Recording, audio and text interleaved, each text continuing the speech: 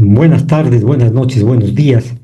Hoy converso con el doctor Sebastián Ceballos, uno de los políticos, yo diría, pues uno de las personas que más se pronuncia frente a los problemas nacionales de forma analítica y, por qué no decirlo, también buscando soluciones, priorizando los intereses de la colectividad. Vivimos un momento muy difícil en la República del Ecuador. No hay peor ciego que el que no quiere ver. Entonces, no sé cuál sea tu visión frente al momento que estamos viviendo en la República del Ecuador y en ciertas regiones y ciudades con mayor dificultad. Bienvenido, Sebastián. Doctor, buenos días, buenas tardes, dependiendo de cuándo nos escuchen. Para mí siempre es un honor compartir con usted algunas reflexiones y por supuesto con la gente que estará atenta a este tipo de programas que son muy importantes para reflexionar sobre la vida del país.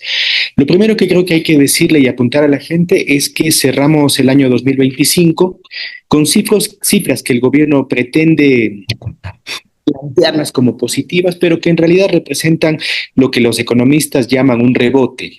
Un Ya, rebote porque el 2024 fue muy malo y cuando un año es muy malo, el siguiente año definitivamente llega a ser mejor en esto que los economistas, insisto, llaman el efecto rebote. Por eso vamos a cerrar con una economía que crece al 3%. ¿En qué se fundamenta este crecimiento? Dice el presidente Noboa, en la mayor cantidad de compras, de ventas que se han hecho en la economía nacional. Pero claro, eso tiene también un doble rasero, porque es evidente que esa economía se está moviendo, por ejemplo, en gran parte por las remesas de los migrantes. Hay claro. millones de dólares que están en la economía nacional y que sirven para la compra y venta de artículos y que hacen que se dinamice la economía. En otras palabras, los trabajadores y trabajadoras que están fuera del país, la gente humilde de este país que está en Estados Unidos, en Europa, es la que está sosteniendo la economía A pesar nacional de estar perseguidos. a pesar de estar perseguidos, así mismo es. Y creo que esa mayor cantidad de remesas también tiene que ver con un hecho geopolítico, que es el presidente Trump ha impuesto una serie de medidas arancelarias para todas las remesas que vengan desde los Estados Unidos, por ejemplo, a Ecuador, y la gente asustada está enviando mucho más remesas porque sabe que el próximo año seguramente será más difícil. Este es un primer tema. Lo segundo, dice el presidente de la República de que estamos mejor porque hay más ventas hacia el exterior, lo que Sí. se denomina las exportaciones. Ujú. Pero ¿quiénes se han beneficiado? En este caso, los grandes exportadores, bananeros, cacauteros. No tenemos mayor exportación petrolera porque en esto el gobierno, el Estado ha decidido invertir menos. Entonces, no es que tenemos una renta petrolera mayor, de hecho, se ha reducido la venta del petróleo y lo que hemos incrementado es el precio del camarón, del cacao, del banano. Ahora, Correcto. incrementa eso por dos razones. La primera es porque hay mayores ventas del camarón, que es el producto estrella, y del cacao, no porque lo hicimos mejor, sino porque el contexto geopolítico hace que el Ecuador haya vendido más camarón y más cacao. Y lo segundo, no es que esa plata que lo hacen o que lo generaron los grandes exportadores migra hacia abajo. No mejoró, por ejemplo, el salario de las personas que están vinculadas al camarón o al cacao. Mejoraron, sí, los ingresos de los grandes exportadores. Y dicho sea de paso, es una coincidencia que el presidente de la República venga de una familia que es tradicionalmente conocida como la principal exportadora de banano. Sí, Eso hay. sí. Entonces, mejoraron las condiciones de las familias exportadoras, sí, pero no de los trabajadores que están vinculados con ese sector. Y lo tercero, me parece que es clave en la economía nacional, es que hay que entender que los indicadores en realidad siguen siendo los mismos. El empleo adecuado que se denomina es el 37%, el Sí. año pasado era del 35 y pico, subió 1.5, Ujú.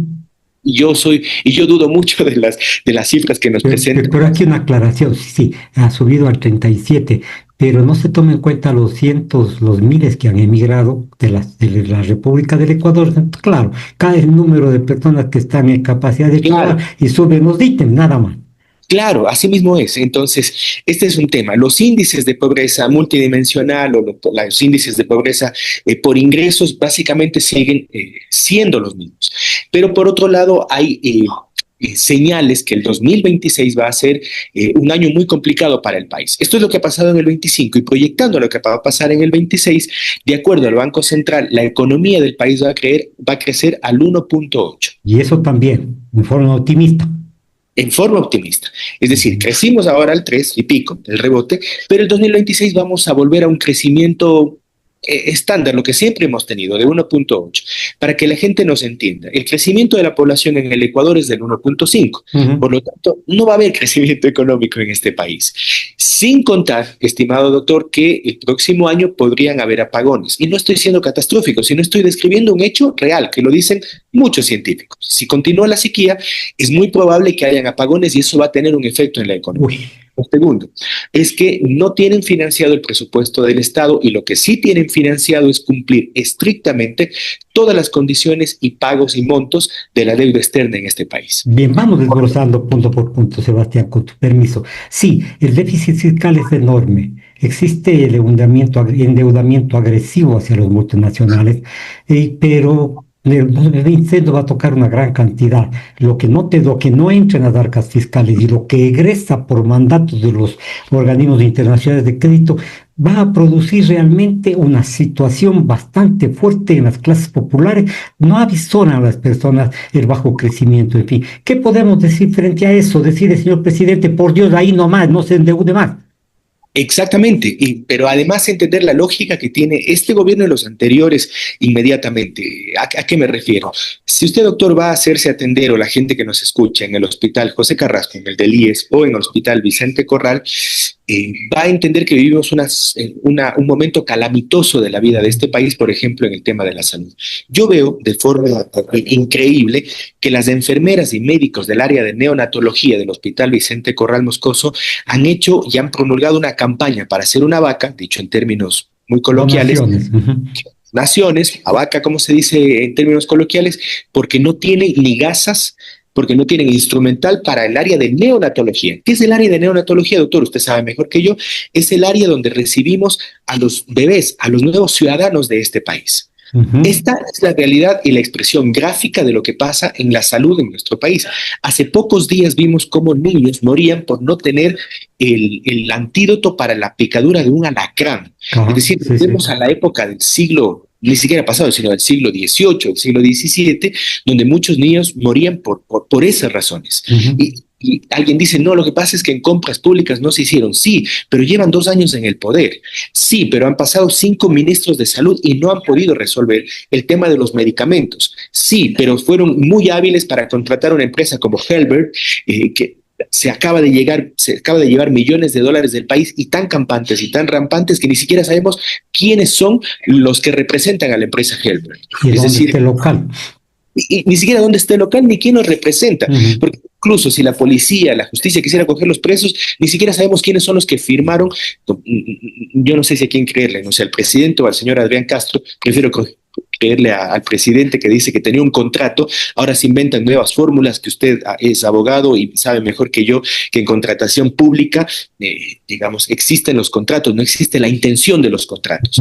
Si anunciaron un contrato, hay un contrato y tienen que mostrarlo. Después que lo hayan hecho y estén engañándole a la gente, eso es otra cosa. Pero esto es la gráfica de la salud, y pongo este ejemplo para contestar a su pregunta de que el problema de pagar puntualmente la deuda se va a expresar en los derechos fundamentales o servicios como salud, como educación, y los otros que tiene que entregar el Estado, y por supuesto son deficitarios porque no le interesa a este gobierno pagar la deuda con salud, con educación, más sí pagar la deuda externa muy puntualmente, y ahí es cuando empiezan a haber los problemas. El 2026 lamentablemente no avisora cambios en la política económica, no avisora ningún tipo de cambios, no avisora ningún tipo de relación. De hecho, creo que el presidente acaba de regresar del Gran Premio de la Fórmula 1 y no ha dado ningún viso de realmente un cambio profundo luego de lo que pasó en la consulta popular. Bueno, el 2026 todo el mundo dice que va a ser una situación difícil, precaria, pero también se señala de que en el presupuesto nacional contamos con 40.000 millones de dólares. Los números cuadran y el papel acepta todo. Que críticos de presupuesto, gente que conoce, dicen que es una farsa, que realmente está ajustada para hacer aprobar, para que la gente crea, para que la gente no tenga críticas, para que los medios de comunicación aliados tengan algún soporte para justificar esta situación que vivimos. Hay un déficit marcado de 6.300 millones de dólares. Es una barbaridad. Eso significa que lo que tenemos que pagar más del déficit, estamos hablando de un país que se paralizará prácticamente. completamente, y esos números son completamente extraños, falsos, oscuros, por decirlo menos. Y voy a poner dos ejemplos muy concretos. El 2025, que es lo más real que tenemos del presupuesto. Ujú. El déficit con el que vamos a cerrar está por encima de los 4.000, dice el gobierno, no lo digo yo.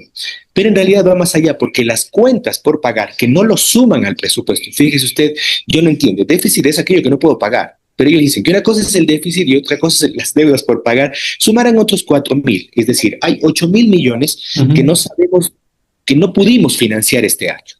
¿Ya? ¿Y qué pasa con las deudas por pagar? Están los acreedores del Estado, están las personas que están haciendo obra pública, la poca que hay en este país, están los municipios también, por supuesto, y una serie de acreedores que dinamizan la economía. A todos ellos no les vamos a pagar, y son 8.000 millones de dólares. ¿A quiénes más no vamos a pagar? A los hospitales. El hospital José Carrasco, perdón, el Vicente Corral, dijo hace poco que había un déficit de ejecución del presupuesto que evidentemente generaba una reducción en el término de la atención en el derecho a la salud en el Hospital Vicente Corral. Estas son las deudas reales que tiene el gobierno en un presupuesto que además da cuentas de una reducción en el ámbito de lo social. Por no decir, estimado doctor, el tema de la inversión.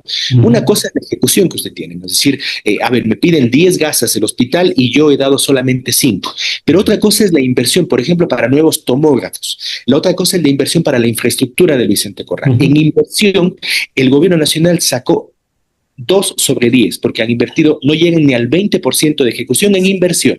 Ahora ahí vamos, tal vez una puntualización.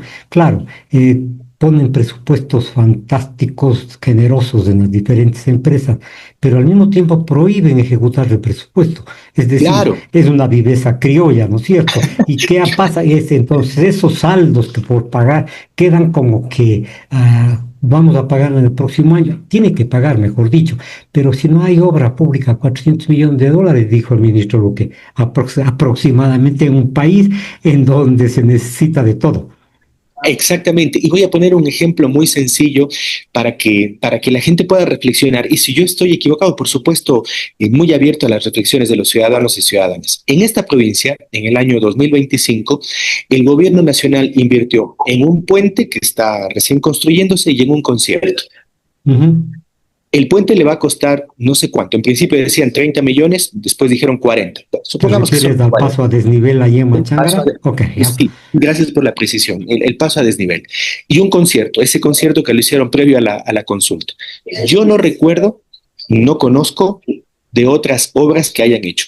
Por ahí le dieron una mano de gato a la cuenca Molleturo y establecieron, me parece, 5 o 10 kilómetros en la cuenca Girón Pasaje. Pero Ujú. obras grandes del gobierno en Azuay no existen. Para mí es el paso a desnivel, 40 millones y un concierto. Pero para que la gente entienda, lo que el Azuay aporta al presupuesto del Estado bordea los 1.000 millones. Por lo tanto, en obra pública algo está pasando en la provincia del Azuay. No nos vayamos a otras provincias, establezcámonos aquí en la provincia del Azuay. ¿Dónde está la obra del gobierno? Y que la gente me diga si yo estoy equivocado, si es que existen obras del gobierno o existe una atención. Lo que existió en la consulta o en la campaña fue que fueron a Pauta a entregar medicinas en un dispensario en Bulán y al día siguiente retiraron las Claro. medicinas. El señor Lamas entregó cajas vacías nomás. Exactamente, o cajas con gasas, decían, Ujú. pero aquí en Azuay no existe. Hablan los alcaldes de la provincia, independientemente de su fuero político, de que hay 3 o 4 meses de deudas del gobierno central para con los municipios, que al mismo tiempo retrasa la obra pública de los municipios. Igual es en el caso de la prefectura de la Azuay. Entonces, por ese lado, tampoco hay inversión, tampoco hay obra pública. Y por supuesto, hay una reducción continua del presupuesto de la Universidad de Cuenca. Cierto es que hay una buena dirección en la Universidad de Cuenca, pero si uno mira los últimos 10 años, incluidos los 2 del presidente Noboa, la reducción del presupuesto para la universidad pública ha sido continua. Ujú. Y voy a poner un simple ejemplo. Durante los últimos 5 años, doctor, se han invertido 180 millones de dólares para la gratuidad de la universidad. O sea, para estos señores, presidentes, ministros de Economía, no hay un estudiante más que se haya incrementado y que tenga que gozar de la gratuidad de la universidad. Ahí usted ve cómo ahorcan a las universidades, porque claro, Hay universidades que no pueden recibir más jóvenes. La mitad de los jóvenes que intentan ingresar a la universidad no pueden hacerlo y Claro. están dedicados a otras cosas. Esta es la forma del apretamiento. ¿Y qué es lo que pasa? También en nuestra provincia. Mientras tanto, usted tiene una cuenca Girón Pasaje que en realidad es una odisea pasar por ahí y dice que recién en el 2026 estará el estudio. Hablan de la cuenca Molleturo, que ya están presentadas las propuestas, pero hasta ahora no sabemos quién y cómo van a hacer esa que es una vía muy importante en términos de vialidad. En general, las cantones orientales o las provincias orientales y la conexión con Azuay será seguramente para el próximo gobierno, porque en este lo que dicen es que no habrá ni un solo dólar para inversión. Sí, bueno, además de eso hay una propuesta ciudadana que crece día a día, la revocatoria del mandato, pero será motivo de otra conversación. Lo que sí puedo decir que mm, no vemos ni siquiera lo que se firman contratos para decir mañana, pasado, después de un año nos darán. Se frena la obra pública, no se dinamiza la economía local, no se genera empleo. Municipios, universidades, hospitales quedan atados de manos. Es más, nosotros estamos siendo objeto de una injusticia bárbara. Se prioriza el estatus, la superestructura y los grupos sociales están abandonados. Sí, plenamente. Y el otro lado de la moneda creo es la parte, digamos, política. El 16 de noviembre, ya un poco más de un mes, el pueblo ecuatoriano creo que se organizó y las redes que se generaron, los ciudadanos, las organizaciones, los partidos políticos también que estuvimos con el no, creo que le dimos una demostración al gobierno de lo que podría yo resumir en un ya basta de esta política que hemos conversado en estos primeros minutos de la entrevista. Sin embargo, creo que el presidente y su asamblea no han escuchado el mensaje. Yo no puedo entender hoy bien en un programa de televisión nacional a la asambleísta, creo que hay que decirlo con nombre, Diana Jacome, hablando en realidad cosas que un estudiante de primer año de Derecho o alguien que solo coja la Constitución por lógica, podría entender que es una aberración. Cuando ellos nos dicen que los privados de la libertad no son de un grupo prioritario e intentan construir aquella narrativa de que el Estado o la Constitución favorece a los privados de la libertad por sobre una mujer embarazada, están siendo perversos y le están mintiendo a la gente. Porque en realidad, si es que un privado de la libertad no tiene dinero para poder comprar educación, salud y comida, y lo hace el Estado, pasa a ser, por supuesto, un grupo prioritario para el Estado como tal. Correcto, correcto.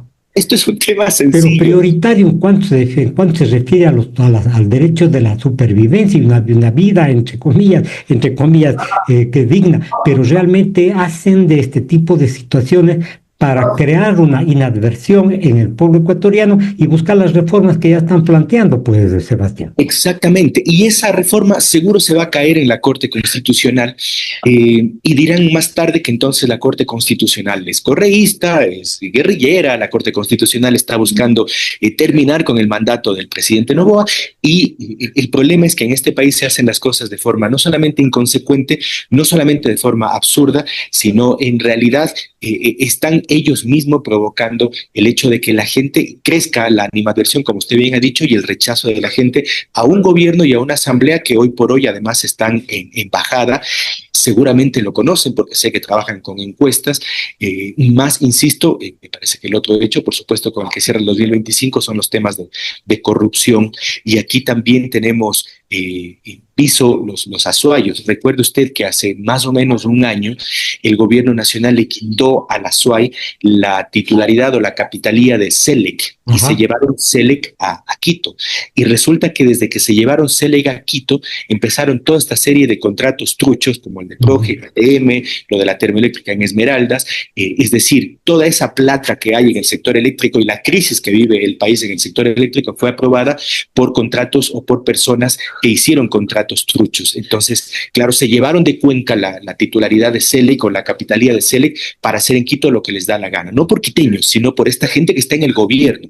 Y esto es lamentable porque, insisto, esto es un plan muy bien diseñado, no es que se les ocurre o no es como ahora que son empresas fantasmas o ciudadanos fantasmas, sino es un plan muy bien ejecutado para robarle el dinero al pueblo ecuatoriano y, por supuesto, beneficiar a unas cuantas personas que están atrás de estos grandes contratos eléctricos, aprovechando las sequía y las oscuras en las cuales dejaron al pueblo ecuatoriano. La corrupción es un hecho que creo que no podemos dejar pasar por alto en 2025. Bueno, el pueblo ecuatoriano ya se ha dado cuenta y hay respuestas sobre esta circunstancia. Pero nosotros vivimos con decretos de urgencia económica, urgencia política, de seguridad, urgencia sanitaria, en fin. ¿Esta es la forma de gobernar o falta un poco de visión, de planificar, de desarrollar los actos que incluso lógicamente podrían darse? Por ejemplo, la seguridad, por ejemplo, la educación, por ejemplo, la salud, la vialidad social. Son temas fundamentales que algo se debe saber, algo se debe planificar, o los asesores hacen las cosas mal para sacar provecho personal. Doctor, el próximo año, si la tendencia continúa, Durán y Guayaquil entrarán en el podio, perdón por decirlo así, de las ciudades más violentas del mundo. Si la tendencia sigue así. Hoy somos el sexto país más violento del mundo. Qué grave. ¿Quién está en primero? Para entender un poco la relación. En primero está Palestina. En Palestina hay una invasión, hay un genocidio. Y atrasito de Palestina está el Ecuador.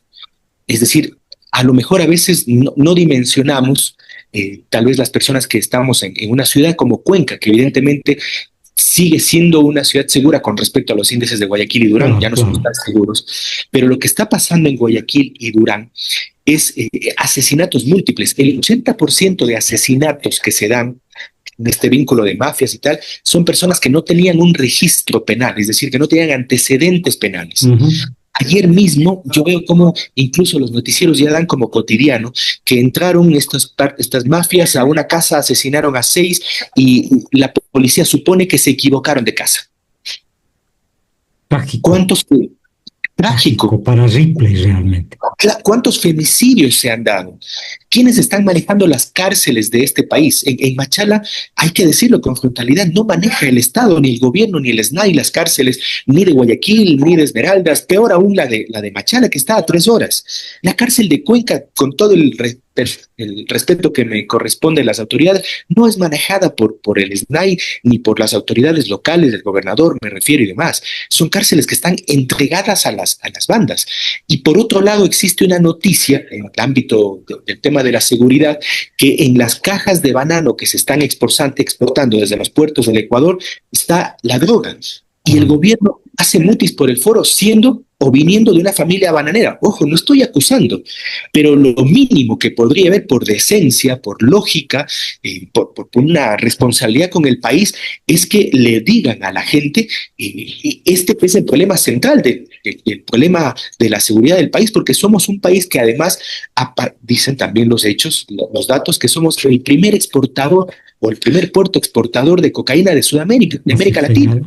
Así se añade. Entonces, ahí están las razones fundamentales, y no hay que ser un experto en seguridad, yo no lo soy, para entender que hay que atacar precisamente estos temas. Y si hay familias de presidentes, de gobiernos o de políticos que están vinculadas al narcotráfico a partir de los negocios bananeros, pues tienen que darle la cara al país, por supuesto que sí. Y el presidente ha hecho, insisto, mutis por el foro, y a mí me parece que esos silencios dan cuenta de una complicidad absoluta con las bandas que están en el narcotráfico, por decirlo menos. Generalmente cuando se realiza inversión pública se espera el retorno. Quiero decir, si haces una carretera, la producción de esa zona crece, en fin, hay un retorno, pero acá no se ve el retorno. ¿Qué está pasando, Sebastián? Sí, de hecho que sí es así, y nos preocupa por sobremanera, porque hoy estamos enfrentando una sequía, pero mañana, me refiero al futuro inmediato, enfrentaremos las lluvias que van nuevamente a graficar la grave situación vial que tiene la provincia de La Suay. Van a graficar, y a mí me queda una duda, y en la parte de esta entrevista quiero dejar planteado un hecho que me preocupa a mí, y es la declaración de Subía, me parece que es el viceministro de Energía y Minas, planteando de que Quimsacocha sigue siendo una prioridad para el gobierno. Usted me dirá, sí, pero ayer la ministra lo despachó por estas malas declaraciones. Reventó el fusible nomás.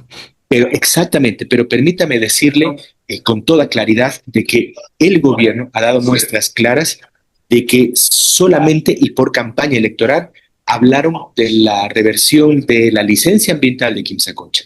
Pero a mí me queda claro que subía el gobierno y el presidente Noboa y los intereses muy importantes económicamente hablando que están atrás de Quimsacocha siguen más vivos que nunca. Seguramente esperando el momento concreto para la explotación de una mina que queda a pocos kilómetros de la ciudad de Cuenca, a pocos kilómetros de Girón, de las parroquias de Victoria del Portete, de Tarque, San Fernando, del Cantón San Fernando, y que evidentemente ha tenido una respuesta contundente de la ciudad de Cuenca, pero que evidentemente puede más el dinero, puede más el reverendo oro de lo que está pasando en la conciencia ambiental y de lo que ha dicho la ciudadanía y los informes técnicos de etapa y otras personalidades importantes del mundo académico, que es lo que el presidente Noboa y su gente quiere para nuestra ciudad, para nuestra provincia.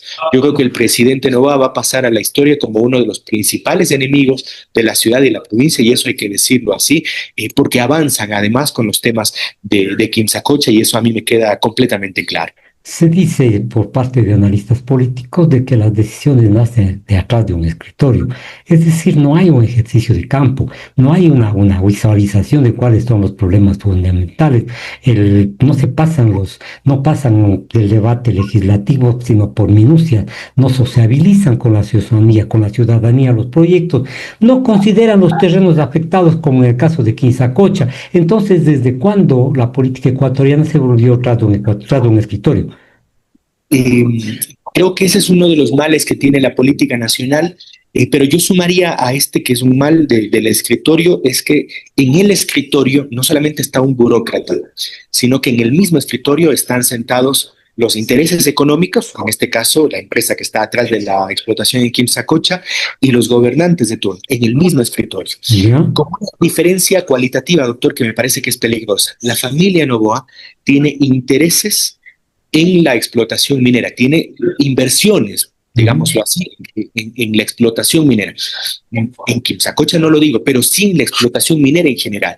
Entonces, en ese escritorio es peligroso cuando quienes deciden son los intereses económicos, las empresas, los gobernantes y ciertos burócratas que bajan la cabeza y desde Quito, desde, como usted bien dice, un escritorio, toman las decisiones que les obligan, los intereses económicos y los gobernantes. Puede parte. Claro, claro, y el contubernio que tiene este momento la familia Noboa con los intereses mineros es peligroso para la ciudad, para la provincia y para el país, porque no gobiernan pensando en la gente, sino gobiernan pensando en su billetera, en sus intereses. Bien, Sebastián, te agradezco por haber comparecido al programa Entre Tinta y Gracias, doctor. Papel. Siempre ha sido un gusto. Y le envío a usted, a su familia, por supuesto a la familia de Radiovisión, un fuerte abrazo en estas fiestas. Hay que organizarse, hay que luchar porque lo que viene evidentemente es muy peligroso, pero ya lo hicimos el 16 de noviembre y habrá que organizarse para resistir y para frenar los intentos antipopulares de este gobierno. Muchas gracias. Buenas noches, Gracias. señoras y señores. Nos veremos el día de mañana.